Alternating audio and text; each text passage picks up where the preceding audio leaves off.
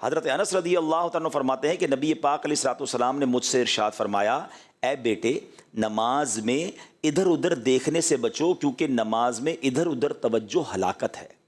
ہماری نماز میں توجہ نہیں ہوتی ہے۔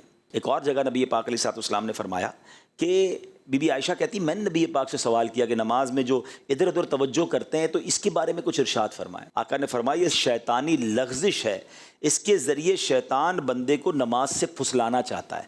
شیطان آتا ہے کہ کسی طرح اس کا دماغ کہیں اور چلا جائے۔ وہ چٹکلا مشہور ہے نا کہ ایک صاحب جو ہیں وہ 5 وقت کے نمازی تھے اور با جماعت نمازی تھے، اپنی مارکیٹ میں بھی جماعت سے نماز پڑھنے جاتے۔ ایک دن عشاء کی نماز چلی گئی تو رونے لگے۔ نمازیوں نے کہا کیا ہو گیا، جماعت چلی گئی، بھائی اپنی پڑھ لو۔ کہہ رہے یار مسئلہ یہ ہے، دکان بند کر کے عشاء میں آتا تھا، امام صاحب 4 رکعت پڑھاتے تھے، میں سارا حساب کرتا تھا، اب امام صاحب نے جماعت تو چلی گئی میری، اب نماز خود پڑھوں گا تو حساب بھی الگ سے کرنا پڑے گا۔ یعنی یہ بظاہر تو ایک چٹکلا ہے، لیکن ہمارا حال بھی ایسا ہی ہوتا ہے۔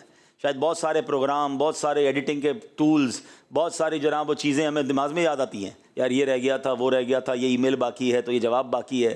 تو اس کی ایک وجہ ہے، لیکن پہلے میں ایک آپ کو واقعہ سناتا ہوں کہ ہمارے اسلاف نماز کیسے پڑھتے تھے اور ہمارا حال کیا ہے۔ حضرت ابو الاحوص رحمۃ اللہ تعالی کہ حضرت سیدنا منصور بن معتمر رحمۃ اللہ تعالی کی پڑوسن نے اپنے والد صاحب سے پوچھا کہ حضرت وہ جو سیدنا منصور کی چھت پر ایک لکڑی نظر آتی تھی وہ کدھر ہے؟ روز چھت پہ ایک لکڑی نظر آتی تھی۔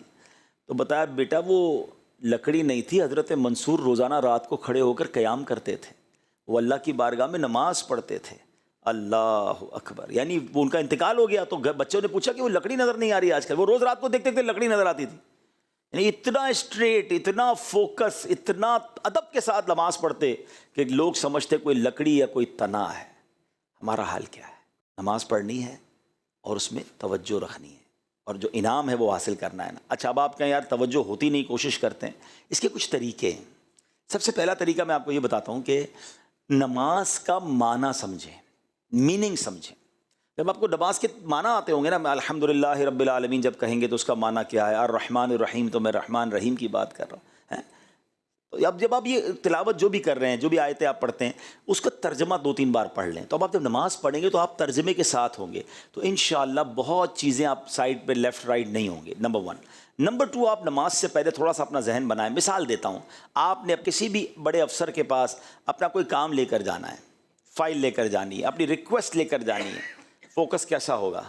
آپ کیا وہاں جا کر ادھر دیکھیں گے، ادھر دیکھیں گے، کان کھجائیں گے، باتیں کریں گے؟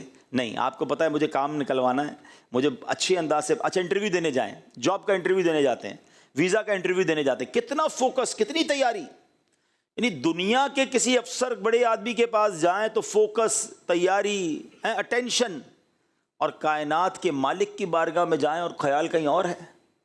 نہ کریں ایسا، نماز بھی پڑھیں اور توجہ سے پڑھیں۔